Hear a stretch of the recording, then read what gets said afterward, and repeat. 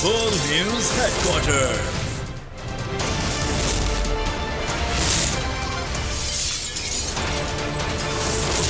Full News Headquarters. अस्सलाम वालेकुम। आज 6 बजे के बुलेटिन में कहते हैं आपको खुशामदीद। मैं हूं आपके साथ रमशा साजर। मैं हूं राफे मिर्जा और मैं हूं अफशीन कुरैशी। हेडलाइंस आपने जानी, बुलेटिन की टॉप स्टोरीज में शामिल करेंगे। 80 दिन में 100 रुपए, अवाम को मजीद पीस डाला, बड़ा ब्रेक थ्रू, दोबारा गिनती कब होगी, एनओसी मिल गया,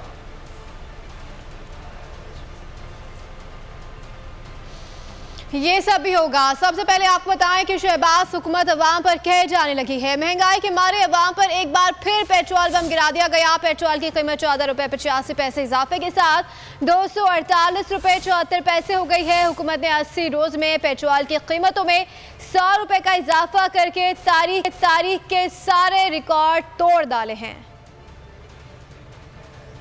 हुकूमत की यलगार, अवाम हुए बेहाल। शहबाज, फजल और जरदारी ने अवाम पर शबखून मार दिया। पेट्रोल की फी लीटर कीमत में 14 रुपए 85 पैसे का इजाफा। पेट्रोल की नई कीमत 248 रुपए 74 पैसे मुकर्रर। हाई स्पीड डीजल की फी लीटर कीमत 13 रुपए 23 पैसे बढ़ गई। मट्टी के तेल की फी लीटर कीमत 18 रुपए 83 पैसे कर दी गई। लाइट डीजल की कीमत में 18 रुपए 68 पैसे इजाफा किया गया। वजारत खजाना का पेट्रोलियम मसनूआत की कीमतों में इजाफे का नोटिफिकेशन जारी कर दिया गया। वजारत खजाना के मुताबिक पेट्रोल की फी लीटर कीमत पर 10 रुपए लीवी आयद कर दी है। हाई स्पीड डीजल, मट्टी के तेल, लाइट डीजल पर फी लीटर 5 रुपए लीवी बढ़ाई गई है। शहबाज हुकूमत ने 80 दिनों में पेट्रोल की कीमतों में 100 रुपए बढ़ाए। हुकूमत की अजब मंतिक। वजीर खजाना मिफ्ताह इस्माइल करे कोई भरे कोई की पॉलिसी पर गामजन। पेट्रोलियम मसनूआत की कीमतों में इजाफा खुद किया और मलबा इमरान खान पर डाल दिया।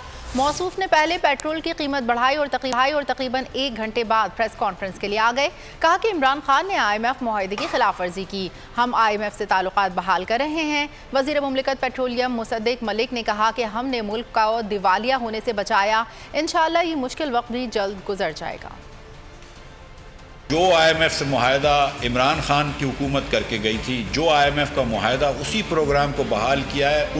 उनके हिसाब से आज 30 रुपए PDL होना चाहिए था, पेट्रोलियम डेवलपमेंट लेवी। उनके हिसाब से आज उसके ऊपर 17% सेल टैक्स होना चाहिए था, जो कि तकरीबन 40 रुपए के बराबर। तो इमरान खान की किए हुए मुआहदे के हिसाब से आज 70 रुपए पेट्रोल पे और 70 रुपए डीजल पे टैक्स होना चाहिए, लेकिन जबकि हमने सिर्फ 5 रुपए डीजल पे टैक्स लगाया है और 10 रुपए पेट्रोल पे टैक्स लगाया है। IMF से वो अहद जो वादा करा था या जो मुआहदा करा था वो तोड़ दिया और मुल्क को बैंक्रप्सी की नहज पे ले आए। पेट्रोल की कीमत 248 रुपए 74 पैसे, डीजल 276 रुपए 54 पैसे, केरोसिन ऑयल 233 रुपए 26 पैसे और लाइट डीजल ऑयल 226 रुपए 15 पैसे। तो हमने जितनी कोशिश करी है आवाम को रिलीफ देने की, वो दी है, इन द सेंस कि हमने टैक्स नहीं लगाए। अल्लाह ने थोड़ा करम किया है, वरना आप यकीन माने हम इतना करीब आ गए थे दिवालियापन से। ये मुश्किल वक्त में मुल्क को बचा रहे हैं, लेकिन हम बचा पाएंगे।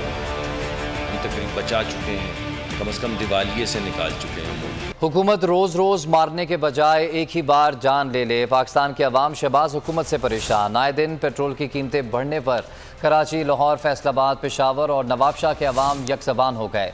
कहते हैं हुकूमत सिर्फ पेट्रोल महंगा नहीं कर रही, बल्कि इसके साथ गुर्बत में इजाफा करके रोज़ जान ले रही है। शहरियों ने हुकूमत से सब्सिडी देने का मुतालबा कर दिया।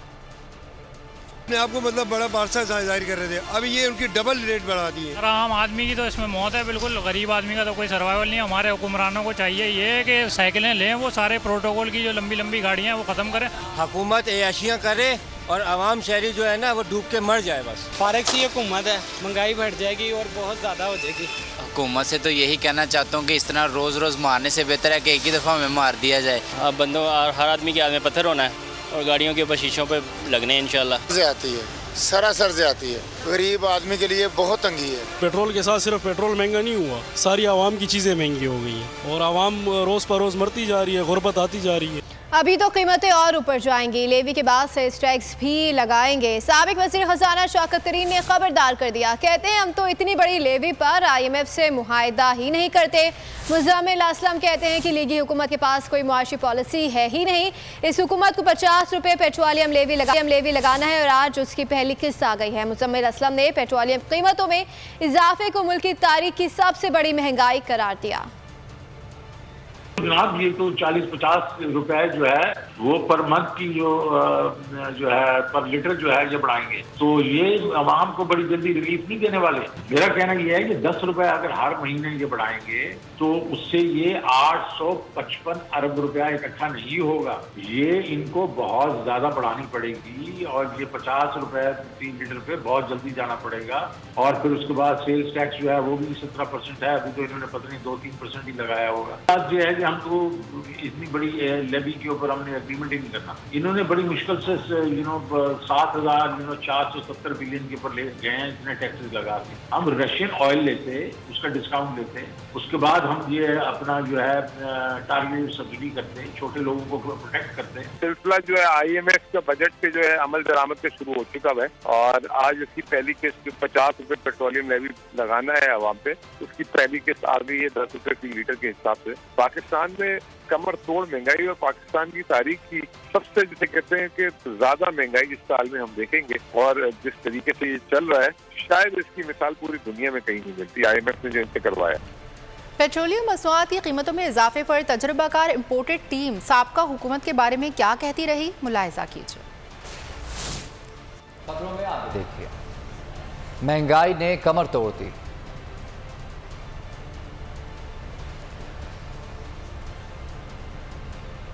और कराची को बिजली दो। शहबाज हुकूमत ने स्पीड दिखाई, तेजी से महंगाई बढ़ाई। 1 जुलाई आज से नए माली साल का आगाज हो गया, लेकिन पुराने पाकिस्तान में महंगाई ने आवाम की कमर तोड़ दी। 3.25 महीने की शहबाज हुकूमत ने महंगाई के तमाम रिकॉर्ड्स तोड़ दिए। शहबाज सरकार ने पेट्रोल, बिजली, गैस, डीजल आवाम की कुव्वत ख़रीद से बाहर कर दिए। जो बिजली गैस आती ही कम है, उसके बिल्स बहुत बढ़कर आने लगे। आटा, दाल, चावल भी गरीब के लिए बकरे के गोश्त की मानंद हो गया। दिहाड़ीदार मजदूर फाका कशी पर मजबूर। तनख्वाहदार तबके की भी कमर टूट गई। पेट्रोलियम मसनूआत की कीमतों में मजीद इजाफा कर दिया गया। बिजली के नर्ख बढ़ा दिए। जुलाई में बिजली 3.5 रुपये बढ़ गई। अगस्त में 3.5 रुपये मजीद महंगी हो गई। सितंबर में 1 रुपये का फिर इजाफा होगा। कुल मिला के फ़ी यूनिट बिजली 8 रुपये महंगी मिलेगी। माहाना फ्यूल प्राइस एडजस्टमेंट करके 4 से 5 रुपये फ़ी यूनिट बढ़ा दिए जाएंगे। आज से गैस भी लगभग 50% महंगी हो जाएगी, लेकिन गैस की फराहमी तातुल का शिकार रहेगी। आटा, दाल, चावल, सब्ज़ी, अद्वियात, बच्चों के दूध और कपड़े कुछ भी सस्ता नहीं मिलेगा। बिजली बार महंगाई के तूफ़ान से ताजिर बरादरी भी परेशान है। इम्पोर्टेड अशिया तो तबाह हो गए। स्टॉक मार्केट मुसलसल मंदी का शिकार है। मुलाजमत पेशा अफराद पर आज से इनकम टैक्स की तलवार लटकती रहेगी। हुकूमत जब चाहेगी इनकम टैक्स बढ़ाएगी।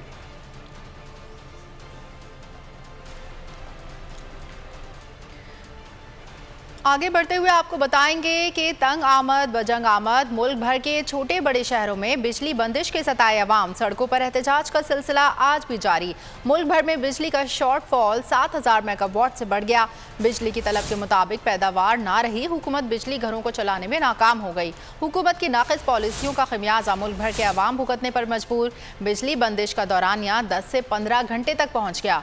ज़राए पावर डिवीजन के मुताबिक मुल्क में बिजली की तलब 29,000 मेगावाट है, लेकिन पैदावार सिर्फ 22,000 मेगावाट हो रही है।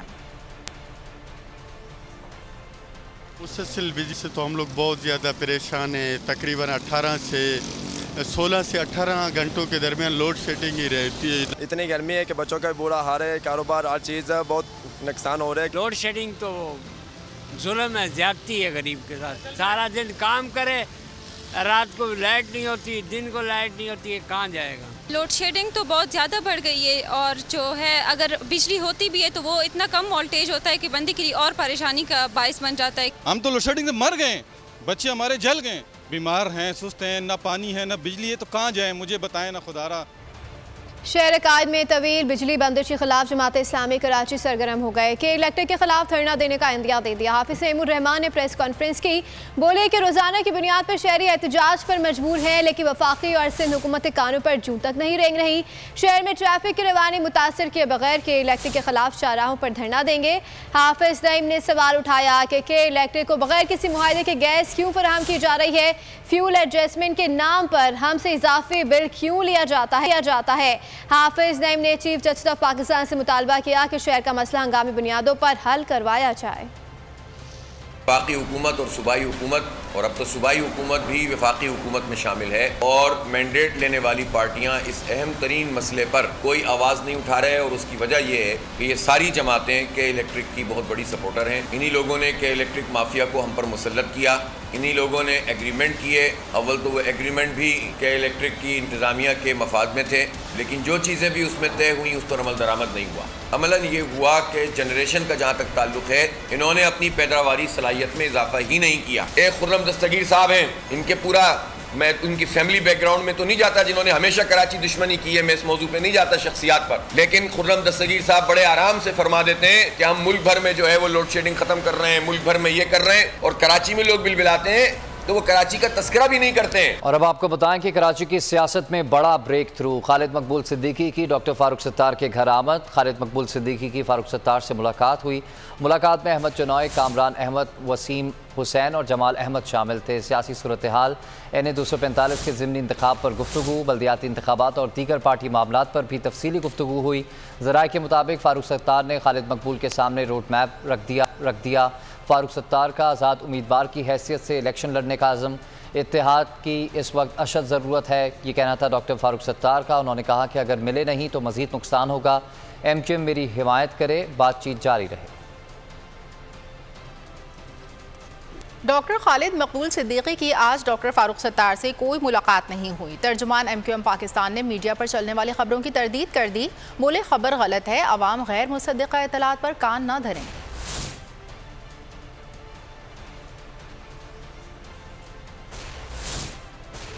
डॉक्टर खालिद मकबूल सिद्दीकी की आज डॉक्टर फारूक सत्तार से कोई मुलाकात नहीं हुई है। तर्जुमान MQM पाकिस्तान ने मीडिया पर चलने वाली खबरों की तरदीद कर दी और बोले कि खबर गलत है, अवाम गैर मुसद्दिक़ा इत्तलात पर कान न धरें।